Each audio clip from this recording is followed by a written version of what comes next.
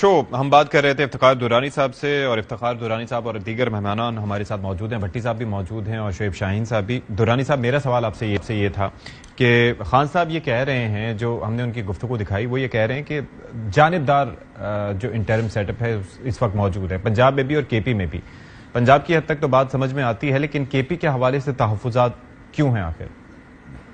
دیکھیں، خیبر پختونخوا میں ایک گورنر ہیں جو کہ فضل الرحمان گروپ سے تعلق رکھتے ہیں، جنہوں نے اس وقت پوری کابینہ کا بشمول وزیر اعلیٰ کے اختیارات اپنے پاس رکھ لیے ہیں. وہ ان کی actually executive authority governor exercise کر رہا ہے. اچھا، جو جتنے بھی ان کے منسٹرز ہیں، کیئر ٹیکر منسٹرز ہیں، وہ سارے کے سارے وہ ہیں جو ان کی جو کولیجن پی ڈی ایم نے نامینیشن دی ہے، ہمارا کوئی اس میں نہیں ہے. ہاں، وزیر اعلیٰ میں بالکل اتفاق سے محمود خان کا اور اکرم درانی کا انہوں نے بہت اچھے ایسے طریقے سے وزیر اعلیٰ نامینیٹ کیے. پرویز خٹک صاحب نے خط بھی لکھا ہوا الیکشن کمیشن کو. انہوں نے کہا ہوا ہے کہ جی اگر آپ گورنر خیبر پختونخوا کو دیکھیں تو وہ ایگزیکٹو اتھارٹی یوز کر رہے ہیں چیف منسٹر کی اور کیبنٹ کی. وہ تمام day to day affairs governor manage کر رہا ہے.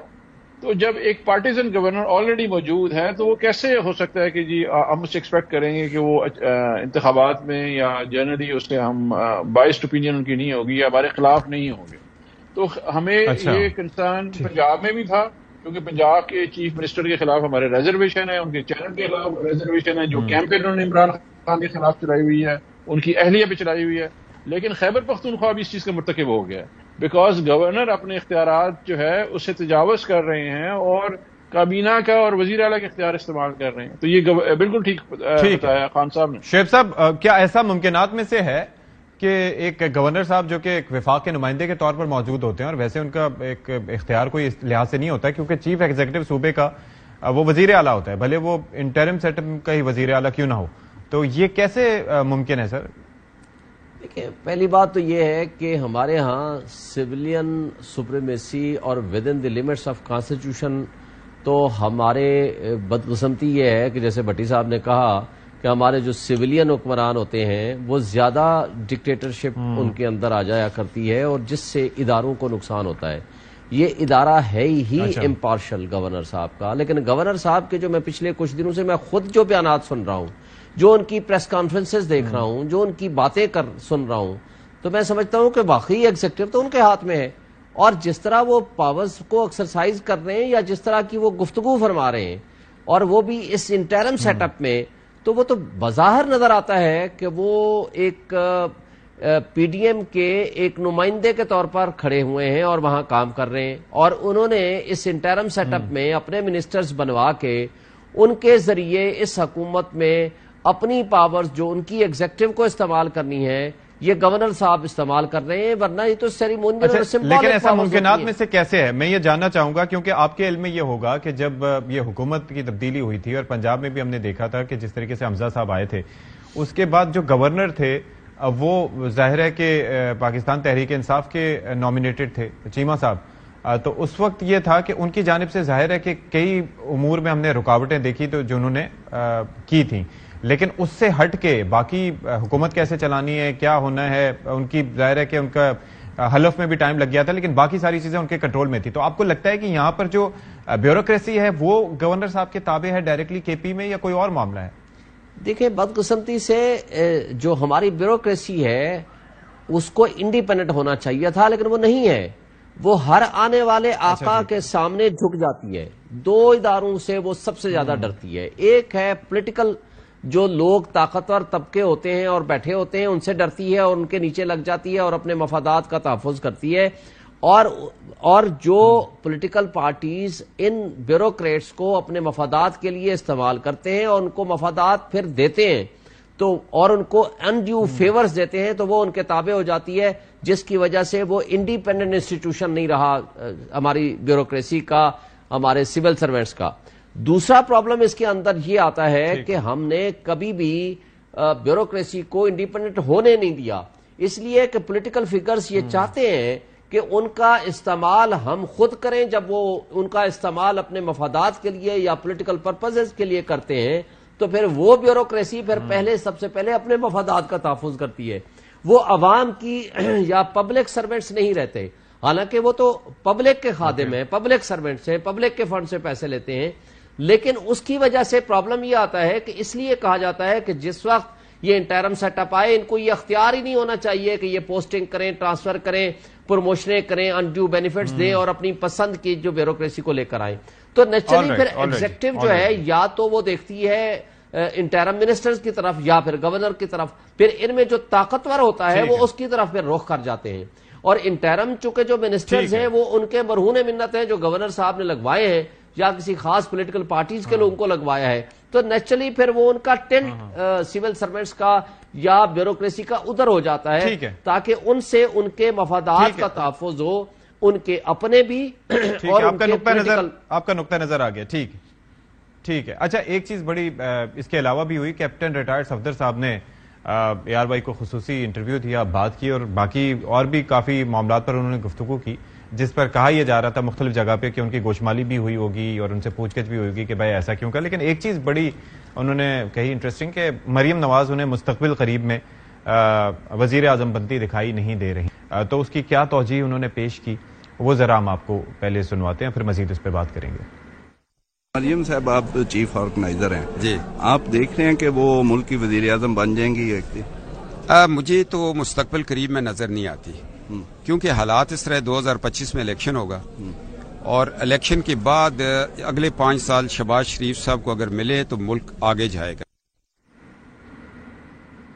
چلیں جی بھٹی صاحب، ایک تو یہ کہ مریم نواز، دو پہلو ہیں اس کے، ایک تو مریم نواز ان کے مستقبل قریب میں وزیر اعظم انہیں نظر نہیں آتی، دوسرا یہ ہے کہ یہ چل رہا ہے 2023، وہ کہتے ہیں 2025 میں الیکشن ہوگا اور وہ شہباز شریف صاحب کی 10 ماہ کی کارکردگی پہ بات ہی نہیں کر رہے، وہ کہہ رہے ہیں کہ 5 سال اگر ان کو ملیں گے شہباز شریف کو تو ملک بہت آگے جائے گا.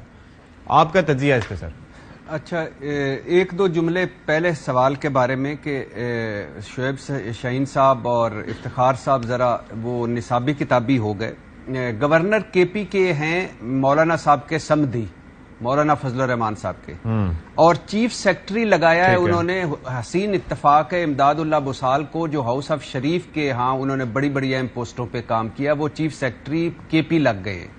آئی جی اپنا لگا لیا ہے، وزراء ارب پتی ہیں، خیر سے سارے ہی سنا ہے، بڑے کروڑوں ارب پتی ہیں، کوئی ایک آدھ اگر نہ ہو.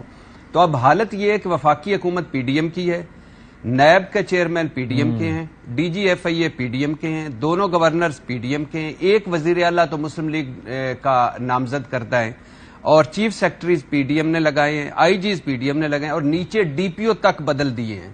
اینٹی کرپشن کے محکمے میں بھی انہوں نے اپنا لگا لیا ہے. تو اب افتخار صاحب اور زمان پارک میں اور افتخار صاحب اور عمران خان صاحب تالیاں بجائیں گے بیٹھ کے، ہم باقی سارا کچھ انہوں نے فیلڈ سیٹ کر لی ہے.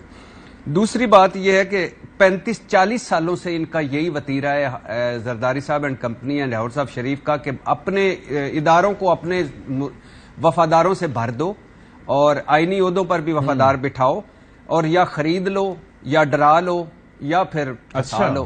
یہ اب آ جائیں اس پہ، اس انٹرویو پہ کیپٹن صفدر صاحب کا جو خیر سے الحمدللہ انہوں نے شکر ہے کہ 2025 میں الیکشن کروا دیے ہیں، ورنہ 2030 میں وہ کہہ دیتے تو ہم نے کون سا ان کا کیا کر لینا تھا. اور شکر ہے انہوں نے یہ شہباز شریف صاحب کو دیا ہے، ورنہ جنید صفدر کو کہہ دیتے تو میں نے اور آپ نے کیا بگاڑ لینا تھا. تو گھر میں ہی رکھی انہیں وزارت عظمیٰ، اور پھر یعنی ان کا خیال ہے کہ 5 سال اور شہباز شریف، اور اس کے بعد 5 سال مریم نواز صاحبہ، اور پھر اس کے بعد 5 سال جنید صفدر صاحب، اور اس کے بعد پھر اللہ خیر تو بیڑے پار.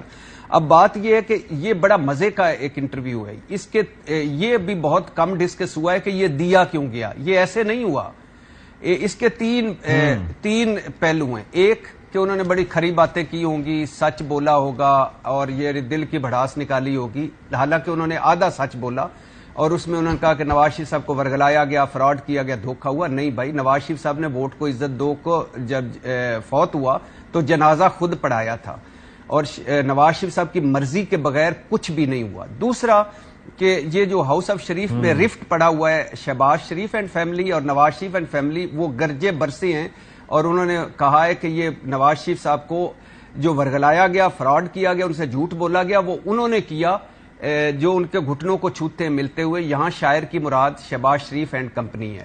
تو دوسرا یہ ان پر بم گرایا گیا. لیکن اس میں بھی کیپٹن صفدر صاحب کے سے معذرت کے ساتھ کہ یہ شہباز شریف صاحب کی تربیت اسی طرح کی ہے کہ نواز شریف صاحب نے انقلابی رہنا ہے اور شہباز شریف صاحب نے مفاہمتی رہنا ہے. تیسرا یہ بڑی ایک اس کا یہ بھی پہلو ہے کہ تیسرا ایک بڑا اہم پہلو ہے اور یہ بڑا ڈینجرس پہلو ہے کہ یہ مسلم لیگ نون بیانیاں نہیں بنا پا رہی, دونوں ہاتھ خالی ہیں, پرفارمنس بھی نہیں, بیانیاں بھی نہیں. 5 لوگوں کو انہوں نے سارا کچھ مورد الزام ٹھہرایا ہوا ہے, جناب باجوہ صاحب, فیض حمید صاحب, کھوسا صاحب, ثاقب نثار صاحب اور عمران خان صاحب. اب انہوں نے اس سے نکل نہیں پا رہے کیونکہ ایکسٹینشن تو نواز شریف صاحب نے دی. جب یہ 8 لوگ گئے سیاستدان لیگی تو انہوں نے حسین نواز کو کہا قرآن لاؤ, وہ قرآن لایا تو پھر ان پہ حلف لیا کہ یہ بات آگے نہیں جائے گی اور پھر انہوں نے کہا کہ ہم ایکسٹینشن دے رہے ہیں. اور سارا یہ P D M Imran Khan کو ہٹانے کا ایک تقرری جو ہے وہ سارا نواز شریف صاحب کی مرضی سے. اب وہ نواز شریف صاحب اور مریم انقلابی چونکہ اب آگے عمران خان سے بیانیاں چھیننا ہے تو وہ کیا کریں. تو کیپٹن صفدر کو ایک یہ بھی آئیڈیا ہے, میرا خیال ہے کہ لانچ کیا گیا, ان کو کہا گیا کہ سارے کچھ غلطیاں کوتاہیاں چھوڑو مسلم لیگ پہ کہ نواز شریف معصوم ہے, نواز شریف بے خبر ہے, نواز شریف نظریاتی ہے, نواز شریف اصولی ہے, اس کے ساتھ فراڈ ہو گیا ہے, اس کے ساتھ دھوکہ ہو گیا ہے, وہ بیچارہ بے خبری میں مارا گیا ہے, ان کو چھوٹے بھائی نے ان کو لوٹ لیا ہے, ان کی ایک انقلاب کو اور سارے کو, اور علیم گروپ, ترین گروپ, راجہ ریاض گروپ, سندھ ہاؤس, یہ سارا کچھ شہباز شریف نے کیا ہے. اور اب جو اب نواز شریف تو یہ ان کو دیا کہ اب ہم انقلاب لائیں گے اور وہی پرانا وہیں سے انقلاب شروع کریں گے جہاں سے ختم کیا تھا. تو یہ 3 وجہ تھی کیپٹن صفدر صاحب کو لانچ کرنے کی.